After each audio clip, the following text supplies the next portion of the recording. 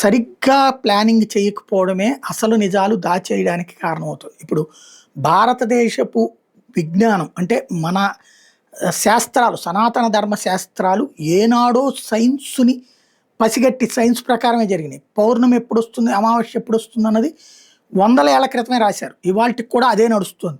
దాన్నే వీళ్ళు ఇంగ్లీష్ పేర్లతో రాసుకొస్తున్నారు తప్పించి సోలార్ ఎక్లిప్సు, మూన్ ఎక్లిప్సు ఇట్లాంటియి ఆహ్, అన్ని సూర్యగ్రహణాలు, చంద్రగ్రహణాల నుంచి ఎప్పుడు ఏదొస్తుందో వందల ఏళ్ల క్రితమే పంచాంగాలు రాసేశారు. అంత నాలెడ్జ్ మనకి ఉంది. అలాగే గ్రహాలు మనం వీళ్ళు గ్రహాలుగా పిలుస్తున్న వాళ్ళని అవును గ్రహాలే దేవుళ్ళు అని చెప్పేసి హిందూ సమాజం ఎప్పటినుంచో లెక్క కడుతోంది. అదే గ్రహాలే వీళ్ళు కూడా చూపెడుతున్నటువంటి తప్పించి మరేమీ లేదు. దాన్ని అనుసంధానించి పరిశోధించడానికి శతాబ్దాలుగా ముందుకు రాలేదు. ఎందుకంటే హిందుత్వ యొక్క గొప్పతనం తెలిసిపోతుందన్న ఉద్దేశంతో.